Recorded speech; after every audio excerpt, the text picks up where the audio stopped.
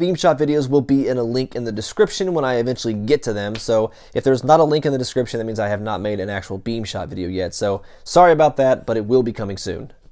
So this is the all-new Coast HP450, and I say all-new because when you go to the website, it's not even on there for one, and for two, you can see that big giant Cree XHP70.2. Now it doesn't say it anywhere on the package that it's an XHP70.2, but you can definitely spot an XHP70.2 a pretty good distance away thanks to that quad-die big old giant yellow dome. Now this is Coast's most powerful flashlight, and when you go to their website you can actually look with dozens upon dozens of lights, and none of them are 1400 lumens like this one. Which is kind of confusing to me because I paid $25 for this at Home Depot when you can go on their website and find one that's $500, nearly 20 times the price, and it's only 1200 lumens. Explain that. So this thing actually caught my eye for a very specific reason. I do keep up on Coast lights, and I happen to periodically look on their website to see what they've got. And I noticed it said 1400 lumens on 6 AA batteries. And if you guys remember correctly, most of their high-powered lights in the past usually ran on 9 batteries. So the fact that this is 1400 lumens on 6 batteries seems to be like a big giant improvement for Coast flashlights. So every time I go to Walmart or Target or Home Depot or Lowe's, I always take a look at the flashlight section to see what's going on, and pretty much all of them sell Coast flashlights. And in the past, I've never actually seen a Coast light that said anything more than about 600 lumens. So the fact that I saw this at 1400 lumens, it definitely caught my attention. The output on this light is not actually what sold me on it. What sold me on it was the fact that it had an XHP70.2. You don't normally see very many lights in stores that have that particular LED. So unfortunately, the only bad thing about this light is it doesn't come with anything. It doesn't come with any user manual or instructions or nothing, no specifications. The only thing you know about this light is what you see on the front and the back of the package. And I think I kind of understand why they did that, because most of the population that buys these flashlights from Home Depot or Lowe's, they don't care about specifications. Most customers that buy these lights only look at one number, and that's that. When they see 1400 lumens, they're sold. They don't care about any of the specifications. But when you're a flashlight enthusiast, you look for a lot of other things. You want to know what kind of driver is being used, whether or not it's constant current or pulse width modulation or a MOSFET driver. You want to know if it's digitally regulated, the dimensions, the weight, and of course the voltage range. If you knew what the voltage range was, you could determine whether or not you could use nickel metal hydrides or rechargeable batteries. But since that information is nowhere on the package or on the back or the front or even online, you have no idea whether or not you can use nickel metal hydrides or not. My guess is you probably can use nickel metal hydrides. In fact, I've actually heard on Candle Power forums that you can use them and no one's had issues with them. Now this light is governed by PWM, it's pulse width modulation. You can see that annoying strobing effect on the lower and medium mode, which tells me that of course it is using pulse width modulation and not current controlled. No matter if you paid $25 or $35 or even $45 for this flashlight, it's still a great value. But the only bad thing about it that I don't like is the fact that when you cycle through the modes, it doesn't remember the last mode you used it in.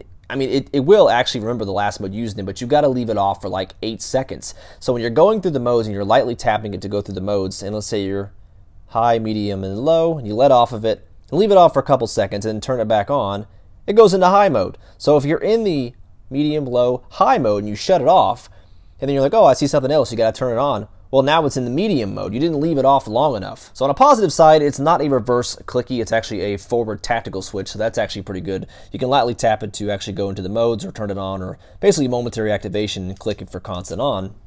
You guys can see that very annoying pulse width modulation there.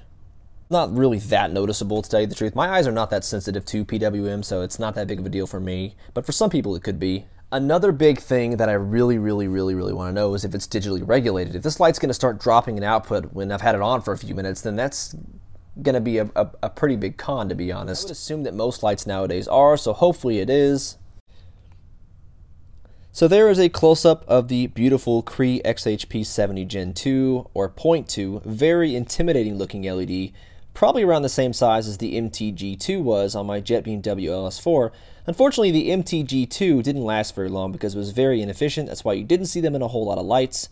This LED is around the same size, probably around 7mm by 7mm, but it's a lot more efficient than the MTG2. And what's cool about this light is I noticed that it's really tough to focus this and unfocus it or spot to flood. It's really tough. It's kind of, you got to push it pretty hard, which in my opinion is actually really good because on my old Coast HX5, it kind of just moves really easily. So anytime you bump it, the spot and flood is changed pretty quickly, and unfortunately, it moves too easy. And so anytime you bump it, it changes the focus, of course. And I like that total internal reflection, or that signature optical lens or optics that Coasts use. What's really cool about this is you guys can see the word Coast written right there, but believe it or not, those words of Coast, or where it says Coast, are not actually flat on a flat surface. They're actually around in a circle. And where that LED is sitting, there's actually it's kind of like a, I don't exactly know how to explain it, but it's like a pedestal looking thing. It just kind of sits on top of this round bulb looking thing, or this round surface. And the words Coast are written around in a circle, and it's reflected that way. So those words, or those letters, are not actually being painted flush on a flat surface. They're around in a circle, and it's being reflected that way. Another big feature of this, another thing that actually drew me to this light, was the fact that it took 6 AA's and not 9. If this thing took 9 AA batteries, I probably wouldn't have purchased it. Nice little gold plating there. I'm pretty sure that it is. Or maybe it's brass, actually. And then battery carrier, of course, 6 AA batteries.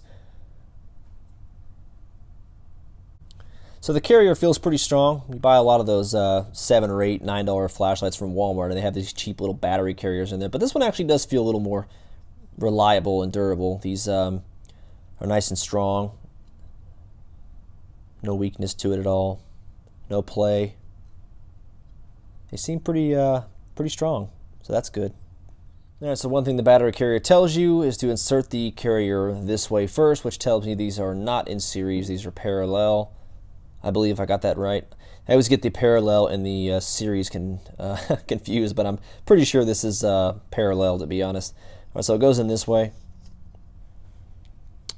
And I will tell you, this thing does feel pretty strong, actually. It feels like a pretty good light. And one bad thing is this light is IPX4, so it's definitely not submersible or submergible. Whoops, I dropped it. All right, I don't really feel like reading these off to you guys, so I'll just show you instead. The maximum output here, we have 1400 lumens, 650 on medium, and 185 lumens on low. A maximum throw of 265 meters on the highest output. 4-hour runtime. That'll get you about 869 feet. I'm not 100% sure, but that puts you around about 40,000 CD on the candela. It doesn't actually tell you the intensity of this light, but that should land you around 40,000 CD. This light is definitely not a thrower. You have the spot and flood mode, of course, but when you actually have it on spot mode and you're shining down the street, it's really still kind of wide. It's kind of a wide hotspot, and I imagine that's due to the fact that the 70.2 diode is just gigantic. Lifetime warranty. The Coast lights do have a lifetime warranty. That's probably a limited lifetime warranty, but it's still a lifetime warranty.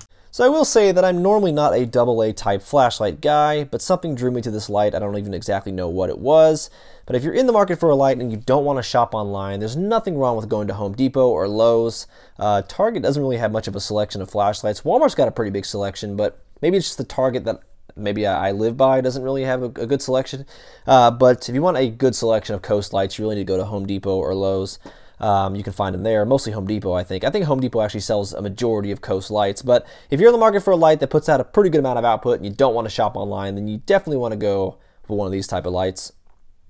So all around, it's actually a good value, and like I said, I'm just not a AA flashlight kind of guy. I've got like 25 different lights, and none of them are AA powered. I'm just not a AA person, I guess.